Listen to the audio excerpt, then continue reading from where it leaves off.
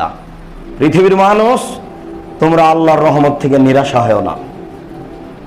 ইন্নাহু লা ইয়ায়াসু মির রাহিল্লাহি ইল্লাল কওমুল কাফিরুন।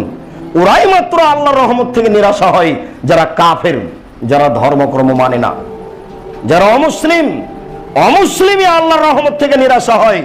মুসলিম কোনোদিন আল্লাহর রহমত থেকে নিরাশা হয় না।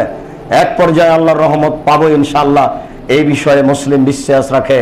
আল্লাহ তাআলা বলছেন যে তোমরা আল্লাহর রহমত থেকে নিরাশা হও না। নিরাশা হওয়া কাজ হচ্ছে কাফেরের, মুসলমানের কাজ নিরাশা হওয়া নয়। মানুষ মাত্র পাপ হয়েছে হবে, এই কথাই স্বাভাবিক। মানুষ যদি পাপ না করত তাহলে তাদের পরিবর্তন করে আবার করা হতো। যারা করার পরে বলবে আমার ভুল হয়েছে, মাত্র এইটুকুই আল্লাহ তাআলা দেখতে চাই। তাই আবু হুরায়রা রাদিয়াল্লাহু তাআলা আনহু বলেন, রাসূল সাল্লাল্লাহু আলাইহি সাল্লাম বলেছেন, কুল্লু বানি আদম খাত্তা খায়রুল খাত্তাইনা তাওবুন। আদম সন্তানই পাপী, তবে ভালো মানুষ ওরাই যারা পাপ করার পরে ক্ষমা চায়। আদম সন্তানই পাপী। ওয়াল আসর ইন্নাল ইনসানা লাফি খুসর। কালের কসম, আমি আল্লাহ যুগের কসম করে বলছি। ওয়াল আসর, কালের কসম, যুগের কসম, কালের কসম করে আমি বলতে চাইলাম, তোমরা পৃথিবীর ইতিহাস দেখো